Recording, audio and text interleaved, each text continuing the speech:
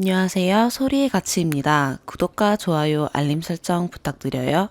오늘의 사연 시작할게요. 첫 번째 사연입니다. 저는 22살 대학생입니다. 가족 문제라 아는 사람한테 말하는 것보다 익명으로 글을 올리는 게 나을 것 같아서 이렇게 글을 적습니다.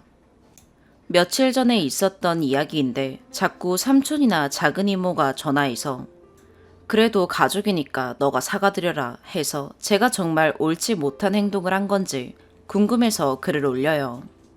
저희 엄마는 막내이고 큰이모랑 나이 차이가 17살이 납니다. 그래서 큰이모가 이모가 아니라 할머니 뻘이긴 해요. 얼마 전부터 계속 이모가 엄마한테 돈 빌려달라고 연락을 하시는 겁니다. 물론 그 전부터 전화해서 이거 해달라 저거 해달라 하긴 했어요. 이모 성격이 자기가 남에게 패 끼치는 건 괜찮지만 남이 자기한테 패를 끼치면 아주 득달같이 달려드는 성격입니다. 사건을 하나 이야기하자면 저희 엄마가 사업을 하시는데요. 백수인 자기 아들 취업 안 시켜준다고 열흘 동안 전화해서 저희 엄마를 달달 볶았어요. 하루에 전화를 20통 넘게 해요. 사무실로도 전화해서 직원들을 달달 볶아요. 그래서 결국 저희 엄마가 너무 짜증이 나서 그래 이래라 하고 자리를 하나 주셨는데 한 달도 못 버티고 그만뒀어요. 그랬더니 또 전화해서 우리 아들을 얼마나 힘들게 했으면 그만두냐 완전 난리였습니다. 그리고 이모가 갑자기 저희 엄마 건물에 와서 시키지도 않은 청소를 하시는 겁니다. 그리고는 돈을 주라고 해서 결국 엄마가 이모 건물 청소하는 걸로 한 달에 150만 원 정도 드리고 있어요. 솔직히 청소할 것도 별로 없는데 자기 밥 사 먹어야 하니까 밥값도 주래요. 또 코로나 이전엔 가족끼리 해외여행을 자주 갔는데 니들끼리만 가냐 어쩌냐 하고 계속 들들 볶아서 저희 집에서 경비 부담해서 가족끼리만 패키지로 중국으로 여행을 갔는데 진짜 창피했어요. 가이드 아저씨 말을 막 끊고 반말 찍찍하고 제대로 안 따라와서 길 잃어버리고 가이드 아저씨랑 저랑 찾으러 다니고 근데 미안하다는 말 하나도 안 해요. 며칠 전 할머니 집에 갔는데 이모가 그 이야기 듣고 할머니 집으로 온 겁니다. 돈 안 해준다고 저희 엄마한테 싸가지가 없느니 뭐니 하고 욕을 하시는 겁니다. 저도 그동안 옆에서 본 것도 있고 들은 것도 있기에 못 참고 한마디 했어요. 저희 엄마는 항상 그냥 놔둬라 그래도 가족 아니냐 하시는데 저는 솔직히 이해 못했거든요. 그래서 저도 이모한테 언니가 돼서 도와주지는 못할 망정 뭐 하시는 거냐고 화를 냈습니다. 이모가 저한테 소리를 지르면서 때리려고 하길래 저도 눈이 돌아가서 안 참고 화냈어요. 말이 심하긴 했지만 기생충도 아니고 왜 자꾸 우리 집 재산에 눈독 들이고 하시냐. 건물 청소도 왜 마음대로 해서 우리 집 돈 빼먹냐 하고 화를 냈습니다. 물론 잘못을 했지만 저희 엄마한테 평소에 하는 폭언 그리고 저한테 했던 폭언들이 생각나서 참을 수 없었어요. 이숙도 옆에 있는데 똑같은 사람이라 그런지 가만히 있더라고요. 제가 유학 갈 준비를 하고 있는데 여자애가 뭐 하려고 유학 가냐고 저 유학 보낼 돈으로 자기나 도와주래요. 그리고 165에 53kg인데 살이 쪘네 마네합니다. 너무 살찌지도 마르지도 않았어요. 피부가 좋네 안 좋네 인신공격도 장난 아니에요. 심지어 예전에 제 남자친구 사진을 동네 사람들이랑 돌려보면서 얼굴 평가도 했어요. 짜증나서 엄마 데리고 할머니 집에서 나오는데 따라 나와서 동네가 떠내려가게 소리를 지르면서 미친년이네 뭐네 난리를 쳤습니다. 할머니한테 죄송하지만 앞으로 할머니 집 안 올 거라고 할머니가 우리 집에 오셔서 맛있는 것도 먹고 하자라고 했어요. 그날 저녁에 큰이모 자식들이 저한테 전화해서 개 난동을 부렸습니다. 자기 엄마한테 뭐라 했다고 싸가지 없다고요. 제가 큰이모가 평소에 우리 엄마한테 하는 건 뭐냐고 하니까 그거랑은 별개의 문제래요. 자기 엄마가 잘못한 건 쏙 빼고 제가 잘못했다고 폐륜이네 뭐네 하면서 쌍욕을 했어요. 자매끼리 도우면서 살아야지 넌 외동이라 싸가지도 없고 이기적인 년이랍니다. 여기에 적을 수도 없을 만큼 저한테 진짜 별의 별말을 다 했어요. 너무 화가 나요. 엄마한테 앞으로 큰이모 자식들 도와줄 생각도 하지 말고 큰이모랑 연도 끊으라고 했더니 엄마가 펑펑 우시는 거예요. 진짜 너무 화가 났어요. 엄마가 아빠한테 말하면 아빠가 화나서 다 때려부실 수도 있으니까 비밀로 하라는데 비밀로 해야 하나요?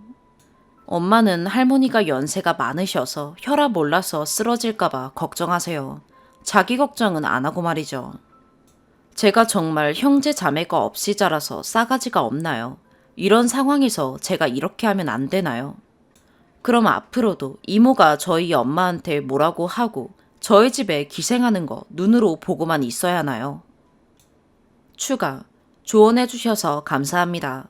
엄마가 이모를 계속 도왔던 이유는 예전에 엄마 사업이 잠깐 힘들 때 이숙의 누나가 돈을 빌려주셔서 위기를 극복하셔서 고마움에 그랬다고 하셨어요. 아빠한테는 이야기했고 일단 전화는 다 차단한 상태라 추가적으로 엄마한테 전화는 안 오네요. 아빠가 이모한테 전화해서 사무실로 전화하면 업무방해랑 지금까지 돈 빌려간 거 조목조목 따져서 다 물게 할 거라고 이야기해둔 상황이세요. 아빠가 발령이 다른 지역으로 나셔서 주말 부부세요.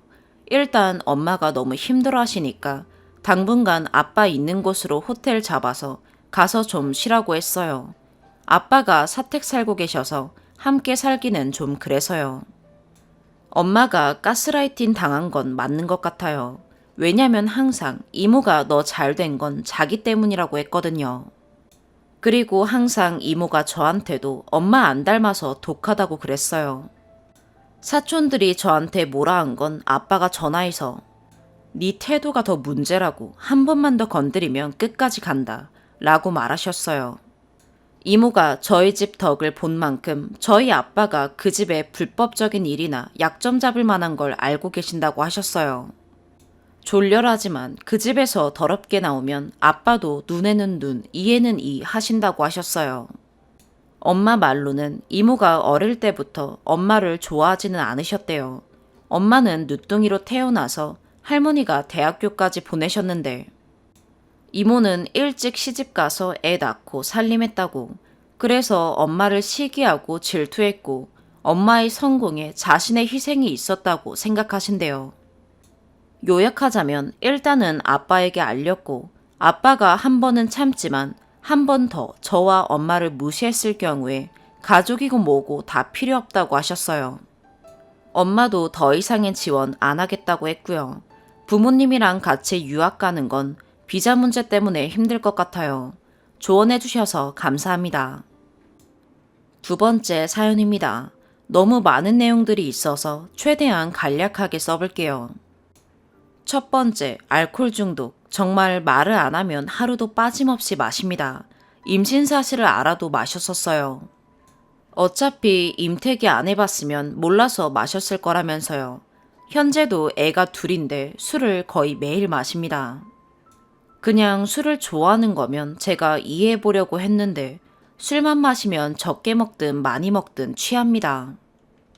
그릇을 엎는다거나 비틀거리다가 엉덩방아를 찢는다거나 과자나 라면을 먹다 바닥에 죄다 흘려놓는다던가 합니다. 두 번째, 과대망상 의심병. 저는 연애 기간 동안 동거를 했었습니다. 연애할 때 다른 여자랑 술 마시는 경우는 와이프가 아는 사람이거나 제가 일하는 직장 동료 뿐이었습니다. 하물며 직장 여직원도 와이프랑 같이 술 마시고 친해지고 그랬었습니다. 즉, 저는 몰래 바람을 피거나 원래 여자 관계가 복잡하거나 그런 게 전혀 없어요. 그런데 쉬는 날 샤워만 해도 어딜 나가냐고, 누굴 만나려는 거냐고 하고 의심을 합니다. 그만 좀 하라고 하면 장난이라 그러는데 이게 한두 번이어야 장난이지 매번마다 그럽니다. 저는 옷도 추리닝이 대부분인데 왜 그러냐면 청바지만 입어도 누굴 만나러 가길래 청바지를 입냐고 추궁을 당해서 그게 짜증나서 추리닝만 거의 입고 다닙니다. 세 번째, 남편 천하의 쓰레기로 만들기. 이건 정말 거짓이 아닙니다. 저의 와이프는 저를 인간 쓰레기로 호도합니다. 예를 들어 장모님이 와이프에게 전화해서 몸이 아프니까 병원에 데려가 달라고 한 적이 있습니다. 그때 마침 저희 엄마가 고기를 사들고 와서 막 구워 먹으려던 참이었는데 그 전화 내용을 듣자마자 제가 바로 벌떡 일어나서 빨리 모시러 가자고 했거든요. 근데 와이프가 일단 고기 먹으면서 기다리라고 하면서 다시 연락 오면 그때 출발하면 된다고 했습니다. 근데 며칠 뒤에 처형과 처제가 있는 자리에서 같이 술을 마시는데 우리 엄마가 아프다고 병원에 데려다 달라는데 지 엄마랑 고기를 먹고 있어 라고 떠들더군요. 그리고 얼마 전에 저희 엄마 생신이었는데 요즘 생활이 너무 빠듯해서 아무것도 하지 말고 그냥 전화 인사만 드리자고 했더니 아무리 그래도 시어머니 생신이신데 여보가 애들 데리고 가서 같이 식사라도 하고 와 라고 해서 그럴 필요 없다 라고 여러 번 말했으나 계속 그렇게 하라고 해서 식사를 했습니다. 그리고 나중에 장모님 생신이 돌아왔는데 내가 일단 전화부터 하겠다니까 와이프가 전화하지 말랍니다. 왜 그러냐니까 일단 어떻게 할지 계획을 정하고 말해줄 테니 전화하지 말랍니다. 그래도 제가 전화를 하는 게 맞긴 한데 안 했습니다. 왜냐면 이전에도 말 안 듣고 전화했다가 전화기 낚아채서 끊었던 적이 있었거든요. 아무튼 말해주면 전화해야지 라고 생각하고 있었는데 말을 안 해주길래 저도 까먹고 그냥 넘어가 버렸습니다. 그러더니 며칠 있다가 말다툼을 하는데 갑자기 오빠, 우리 엄마 생신 때 뭐 했어? 전화라도 했어? 지 엄마 생일 땐 가서 고기 사드리더니 우리 엄마는 무시하냐? 이랬습니다. 정말 너무 억울해서 피가 거꾸로 솟는 느낌이었습니다. 이 비슷한 상황이 한두 번이 아니에요. 네 번째, 동문서답, 내로남불. 1번에서 말했듯이 거의 싸움의 시작은 술 때문입니다. 싸움의 90% 이상이 와이프가 술 먹고 일으키는 크고 작은 트러블 때문입니다. 술 좀 자제하라고 하면 마치 내가 와이프를 힘들게 해서 자기가 어쩔 수 없이 술을 마셔야 한다는 듯이 말합니다. 그러다가 분리하면 제가 게임을 한다고 뭐라고 합니다. 저도 여러 취미 생활을 하고 싶어 하고 사람들이랑 어울리기를 좋아하는데 와이프가 워낙 의심이 심하고 하지 말라는 게 많아서 그냥 싸우는 게 피곤하다 보니 술도 끊고 사람도 끊고 담배도 끊고 거의 집에만 있습니다. 고작 하는 게 집에서 컴퓨터 게임 하는 건데 그걸 자기가 술 먹는 거랑 동일시 하더라고요. 그래서 내가 게임을 아예 끊겠으니 술을 마시지 말라니까 그건 말이 안 된답니다. 어찌됐든 술을 일주일에 한두 번만 먹던가 하라고 또 술 얘기를 꺼내면 오빠는 우리 엄마 무시하잖아 라며 3번에 얼토당치도 않은 뒤집어 씌우기를 시전합니다. 저는 이제껏 바람도 핀 적 없고 인간관계도 다 끊겼습니다.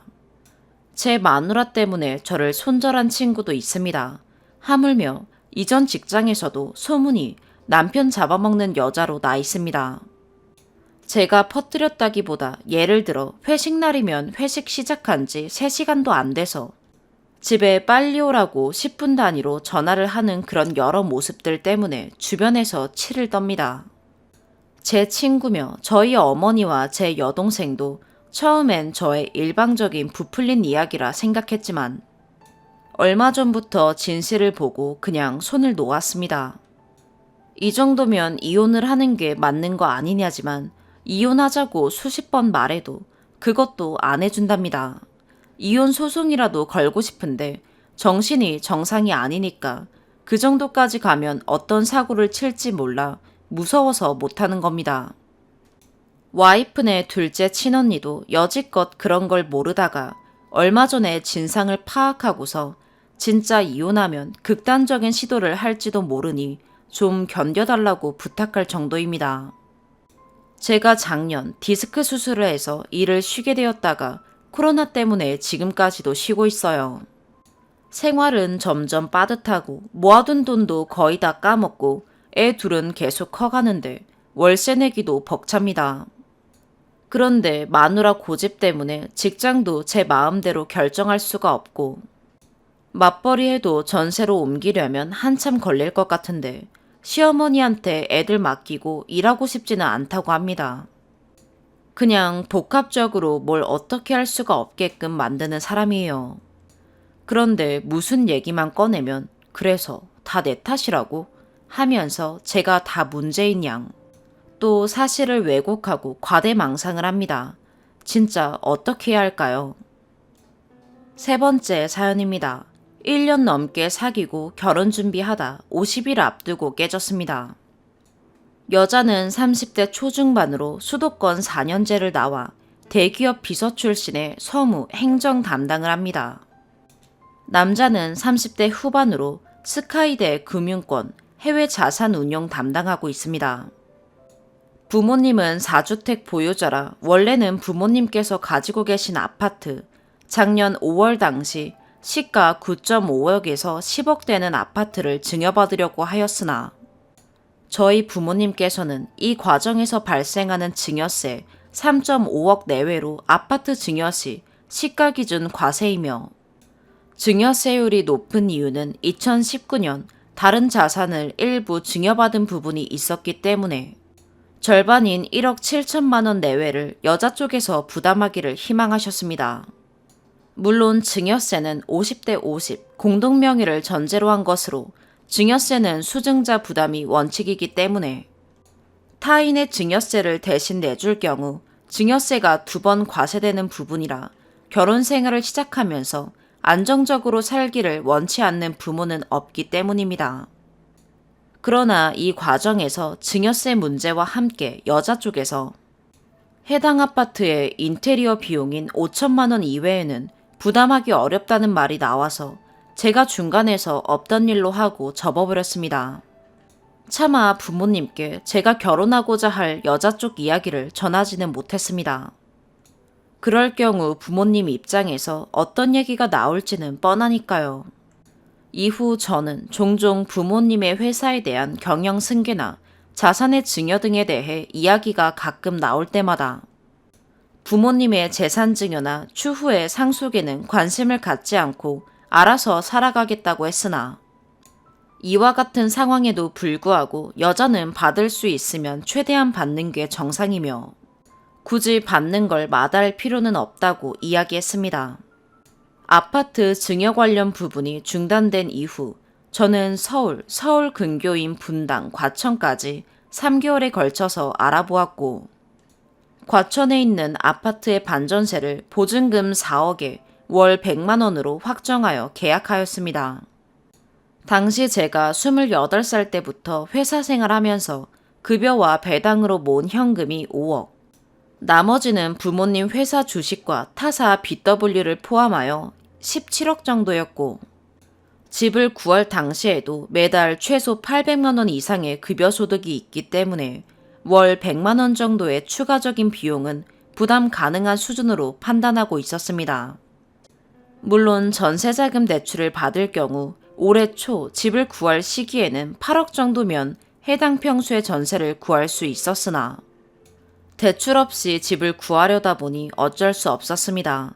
하지만 대출을 받는 것에 대해 여자가 반대했습니다.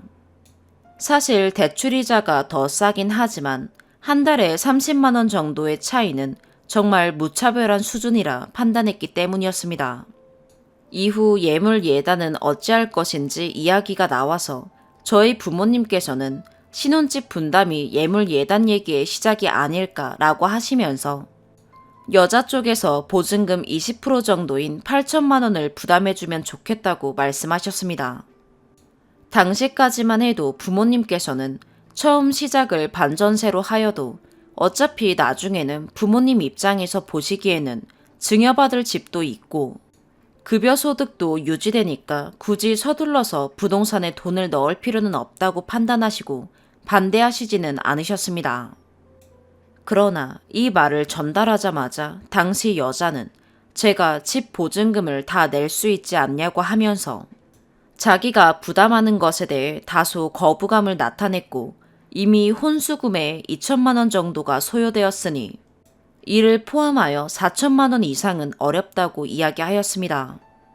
사실 여자도 대기업 직장인이니 대출을 받으면 신용이나 사내 신용대출로 1억 이상은 나오고 다른 대출을 받으면 1억 5천까지는 받을 수 있다고 작년부터 이야기하였습니다. 그러나 이런 금전적인 부분은 타협이 전혀 안 되는 것 같아서 힘이 많이 들면서 삐걱거리기 시작했습니다. 참고로 최근에 확인해보니 이는 정규직은 가능하지만 무기계약직에는 이와 같은 한도가 나오기 어렵다는 것도 알게 되었습니다. 이와 동시에 제가 보증금을 다 내도 남을 정도의 현금 여유가 좀 있으니 제 돈의 일부를 자신에게 몰래 주고 이를 자신이 준비한 것처럼 보이게 할 수도 있는 거 아니냐는 얘기도 하였습니다. 당시 그 이야기를 제가 먼저 꺼내는 것은 몰라도 여자가 그 얘기를 먼저 꺼내는 모습에서 충격을 받았고 파혼 가능성을 염두하기 시작한 이유들 중 하나로 떠올랐습니다. 위와 같은 내용을 부모님께 말씀드렸더니 여자가 결혼할 준비가 전혀 안 되어 있는 거 아니냐면서 상당한 반대를 하기 시작하셨습니다. 당시까지 결혼 준비를 하면서도 스튜디오, 드레스, 메이크업, 웨딩밴드, 예식장 계약금까지 이에 해당하는 모든 비용을 제가 다 낸 상태라 부모님께서는 여자의 스탠스가 우리 집 덕만 보려는 것 같다는 소위 빨대 꼽는 거 아닌가 생각을 하기 시작하셨습니다. 만약 증여받을 집에 들어올 생각이거나 신혼집을 저의 집이나 제가 다 부담하길 희망했었다면 결혼식 준비 관련 비용 중 50%라도 내면서 그런 얘기를 해야 되는 거 아니냐고 말씀하시면서 화를 많이 내셨습니다. 결국 이때부터 상당한 잡음이 시작됐습니다. 바로 그 다음날 여자 쪽 부모님들 호출로 여자네 집에 가서 면담하였습니다. 당시 여자 쪽 어머님께서 말씀하시길 내 주변에는 다들 남자가 집을 해오고 여자는 안에 들어가는 혼수만 해가더라 이러시고 여자 아버님은 예단을 지참금이라 표현하면서 본인들 노후 때문에 전세 보증금에 보태줄 여력이 전혀 없다고 하셨습니다. 당시 여자도 자기 부모님과 면담하는 자리에서 여자가 결혼하면서 집 때문에 대출을 받는 건 정말 아니다 라고 부모님과 대화하면서 8천만 원 정도의 분담을 거부한다는 의사를 명확하게 밝혔습니다. 면담 이후 제 반응이 너무 냉랭해 보였는지 여자네 집에서 나온 후 여자가 자기가 어떻게든 8천만 원 정도 해보겠다는 의사를 밝혔으나 사실 돈은 저희 집이나 제가 다 할 수는 있으나 저런 개념을 가진 집안과는 결혼할 수 없다는 확신이 완벽하게 들어버린 상황이었습니다.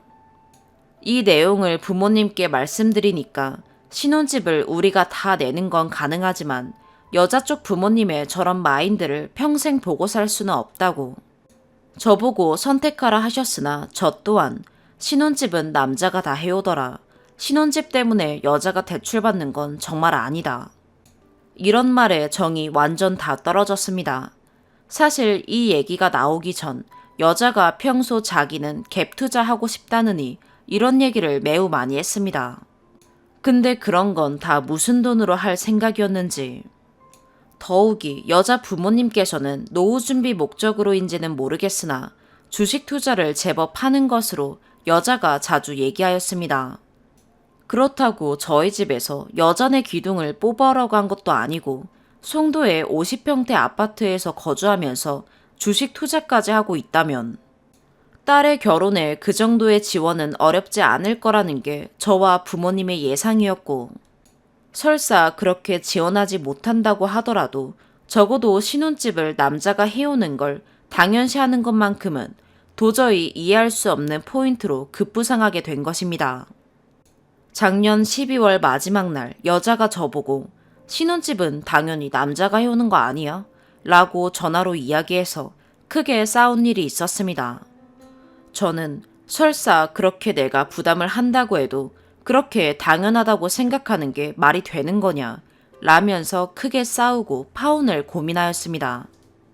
3, 4일 정도 생각할 시간을 가지자고 이야기한 후 여자가 자기가 실수한 것 같다며 울면서 사과했고 당시까지만 해도 사랑하는 감정이 많았기에 덮고 넘어가기로 하였으나 한 달 만에 이런 문제가 다시 터져버렸습니다.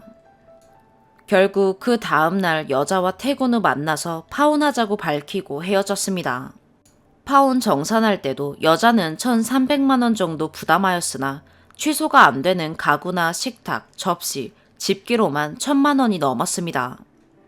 그러나 1,000만 원어치가 실물로 인수된 거라 큰 손해는 아니었고, 반면에 저는 스드메 600, 프로포즈 반지 300, 웨딩밴드 200, 예식장 예약금, 신혼집 계약금과 복비 등으로만 1,700만 원 넘게 깨져버렸습니다. 제가 파혼 정산 시 반반이 맞는 것이지만 내가 조금 더 부담할 의향은 있다 라고 하였으나 저보고 돈 많이 모으지 않았냐고 하면서 그냥 그대로 정산을 마무리할 것을 요구하였습니다. 실물로 인수할 경우 정산에 포함시키지 않는다는 게 법리상 해석이라는 것 또한 이번에 알게 되었습니다. 이후 프로포즈 반지를 돌려받는데 2달이 넘게 걸렸습니다. 프로포즈 반지를 돌려받아야 된다는 걸 정신없이 살면서 잊고 있다가 그 여자가 제가 유럽까지 가서 사온 몇백만 원짜리의 프로포즈 반지를 가지고 있는 게 찝찝해서 돌려주면 좋겠다고 메일을 보내니까 자기 아파트 경비실에 맡겨놓을 테니 거기까지 와서 찾아가라고 했습니다. 전 서울, 여자는 인천 송도라 편도 56에서 60km였습니다.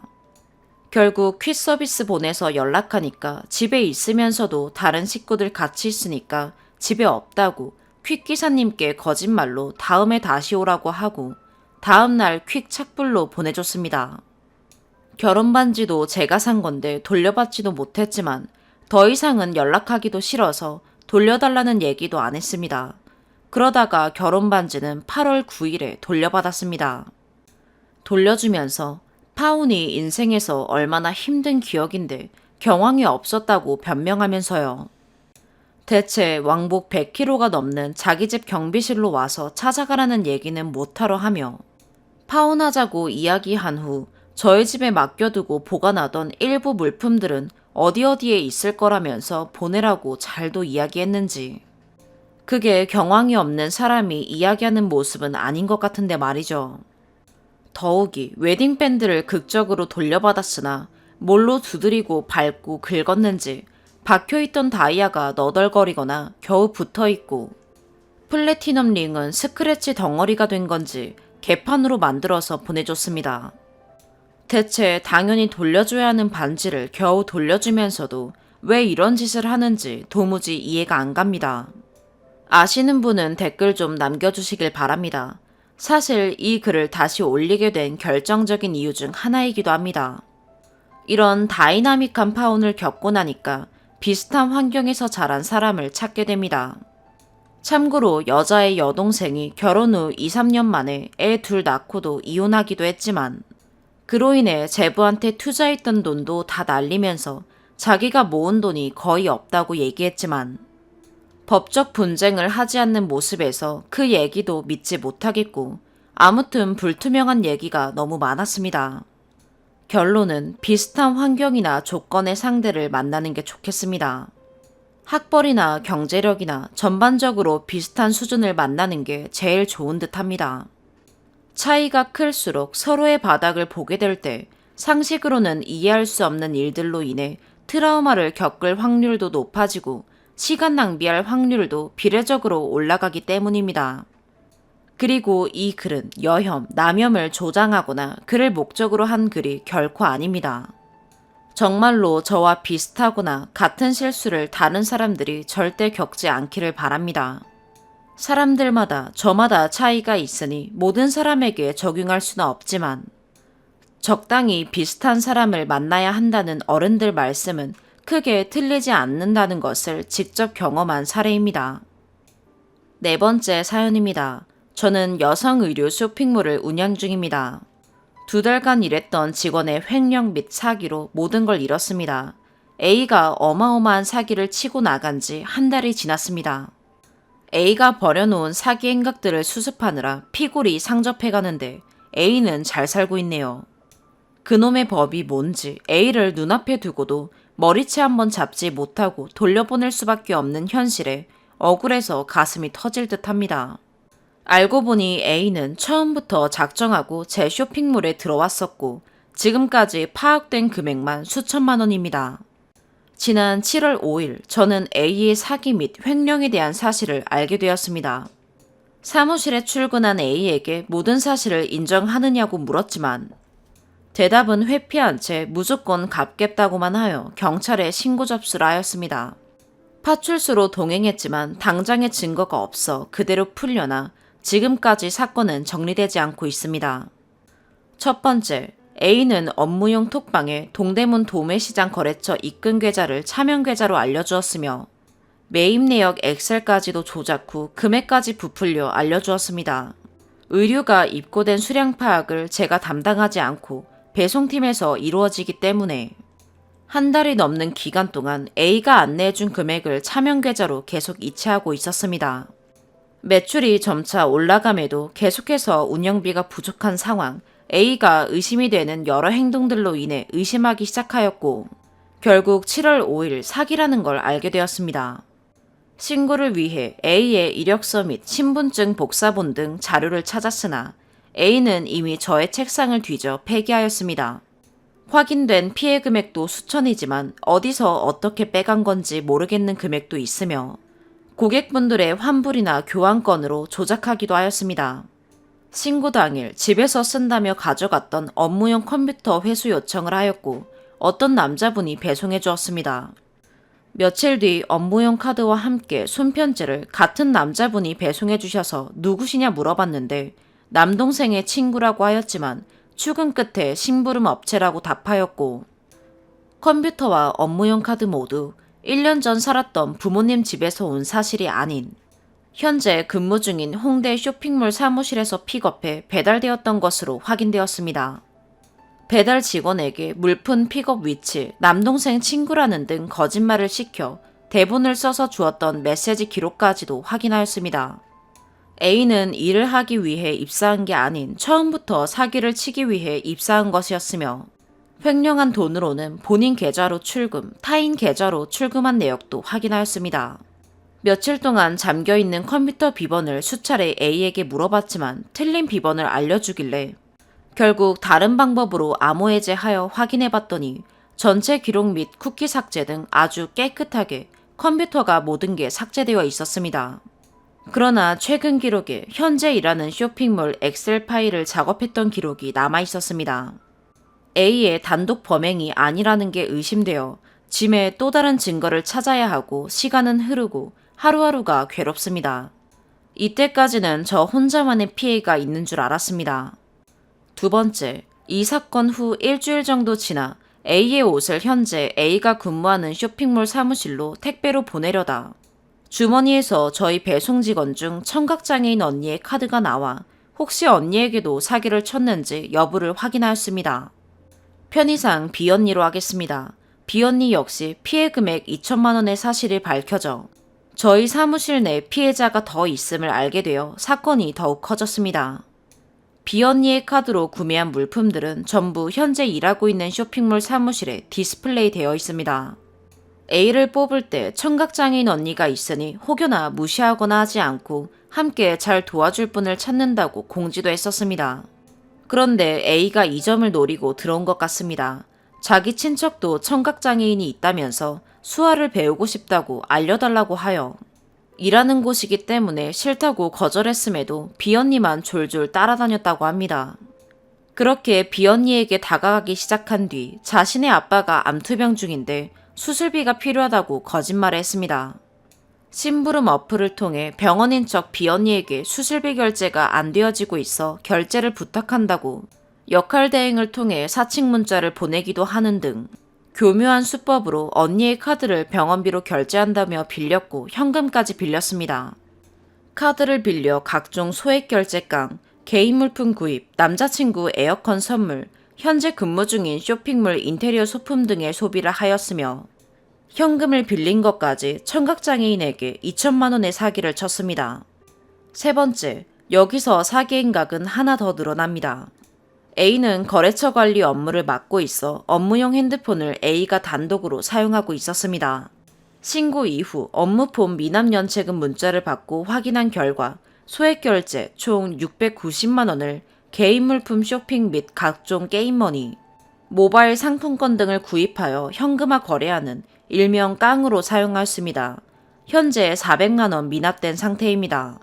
통신사 측에서는 미납요금은 무조건 납부해야 된다고 합니다. 저는 핸드폰 요금마저 낼 돈이 없습니다. 시간이 흐르고 2주가 되었을 때 저의 SNS를 보고 차명계좌 예금주 13명 중 1명의 여자가 연락이 왔습니다. 편의상 C라고 하겠습니다. C는 A에게 심부름비를 받고 계좌대여, 역할대행, 저와 B언니, 그리고 A의 아빠에게까지 문자를 대신 보내달라는 등의 심부름을 하는 사람이었습니다. C는 범죄에 이용되는지 몰랐다면서 통장과 체크카드를 빌려준 사실이 범죄에 이용되었음에 놀라며 사과를 하였고, 저는 C와 전화통화 후 A를 만나게끔 하여 홍대 카페에서 A와 C가 있는 장소에 나타났습니다. A는 끝까지 사과하지 않고 마치 빌려준 돈을 갚겠다는 것 마냥 이야기하다 다시 도망가려고 하여 경찰을 부르는 소동까지 있었으며, C는 당일 저와 합의서를 작성하였으나 며칠 뒤 C 역시 연락이 두절되었습니다. C는 저에게 통장 거래 내역과 A와의 카톡 대화 내역까지 보내주었으면서 갑자기 마음을 돌렸습니다. 둘의 카톡 대화 내역에는 정말 말도 안 되는 이야기들과 정신없이 여기저기 현금 이체가 이루어지는 내용들이 수두룩했습니다.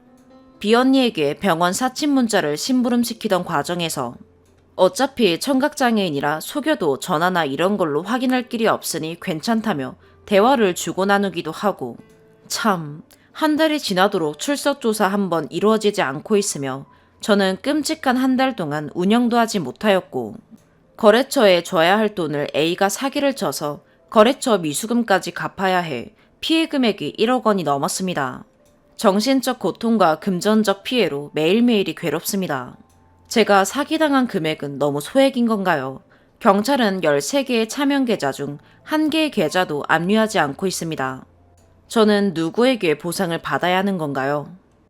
추가 7월 28일 저희 집에서 계속해서 사라졌던 명품 가방 3개. A가 훔쳐 중고 명품샵에 판매된 사실을 확인하였습니다. 절도죄까지 추가되었습니다. 장애인은 다른 사람에게 마음의 문을 쉽게 열지 않는다고 하던데 A는 B언니를 도대체 어떻게 구슬렸는지. 청각장애라는 힘든 환경 속에서도 늘 밝은 얼굴로 열심히 일하던 B언니에게 수천만 원의 빚이 생겼습니다. 단 1원도 변제받지 못한 채 A가 마음대로 결제하고 다닌 카드 빚을 갚느라 고통 속에 살고 있는 B언니는 되려 저에게 미안하다며 괴로워하고, 마시지도 않던 술까지 마시고 연락두절에 극단적인 시도를 하는 사건이 발생하였고, A에게 그 소식을 알려 와달라는 요청에도 불구하고 사과조차 하지 않고 나타나지 않았습니다. A의 부모님 집에 B언니와 함께 찾아갔습니다. A의 말로는 올해 2월 부고장까지 보내며 분명 이 세상에 없다던 남동생이 살아있었습니다. 저는 남동생에게 가족분들의 마음도 이해하지만 저의 돈은 알아서 받을 테니 제발 청각장애인분의 돈은 꼭 돌려주셨음 하는 마음에 찾아왔다고 전했지만, 문정박대 당했고 남동생과 출동한 경찰은 오히려 저희를 주거침입을 이야기하며 결국 저희는 아무것도 보상받지 못했습니다. A가 놀고 먹고 각종 깡으로 쓰인 돈을 B언니가 갚아야 한다는 현실이 말이 안 됩니다. B언니는 이번 달 카드값이 600만 원이 나와 심장이 안 좋으신 엄마에게 빌린 사실에 힘들어하고, 다음 달에도 500만 원이 넘는 카드값을 해결해야 함에 불안에 떨고 있습니다. 언니의 큰오빠 역시 청각장애인으로 여유롭지 못한 생활환경 속에서도 수어 강의를 하고 저희 쇼핑몰 택배 포장 업무까지 하는 등 열심히 사는 분인데, 저의 미숙한 경영으로 인해 죄질이 추합하고 더러운 직원이 들어와 B언니에게도 피해를 주어 너무 괴롭고 많이 힘듭니다. 피해 사실을 알고 증거를 수집하면서 A는 과거에도 다른 사람에게 7천여만 원의 빚을 진 사실도 알게 되었습니다. 네이버에 A 이름 플러스 사기꾼으로 검색하면 과거에 사기치고 다닌 내역이 나오는 아주 상습적인 지능범입니다. 대기업 재직 중 상품권 사기로 해고, 개인 쇼핑몰 운영 중 공동구매 물품 사기 등 각종 사기 사실을 확인하였습니다. A는 과거 개명도 하였으며 사기 전적도 많은 처음이 아닌 상습범입니다.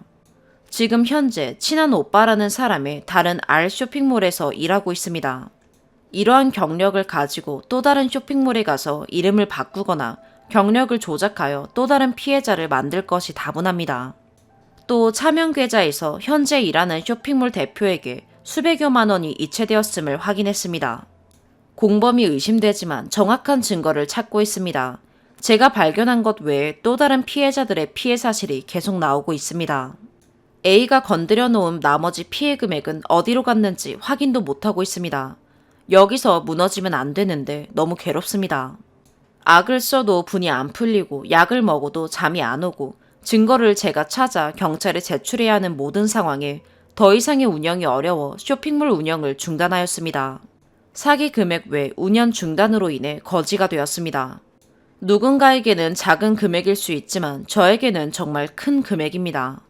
한 명의 직원이 결국 회사를 망하게 하고 다른 곳에서 떳떳하게 일하고 있음에 울분을 감출 수가 없습니다. 경찰에 사건 접수도 해놓은 상황이지만 진척이 없는 상황이고 쇼핑몰 운영은 전혀 할 수 없는 상태에 이르렀음은 물론 지금 쇼핑몰 사무실 퇴실 준비 중입니다. 또 당장 살던 집도 빼주고 나가야 될 판인데 어떻게 해야 이 사기꾼을 하루빨리 처벌을 받게 할 수 있을까요? 꼭 범인을 잡아주셨으면 하는 바람입니다. 오늘의 사연 여기까지입니다. 구독과 좋아요, 알림 설정 부탁드려요. 시청해주셔서 감사합니다.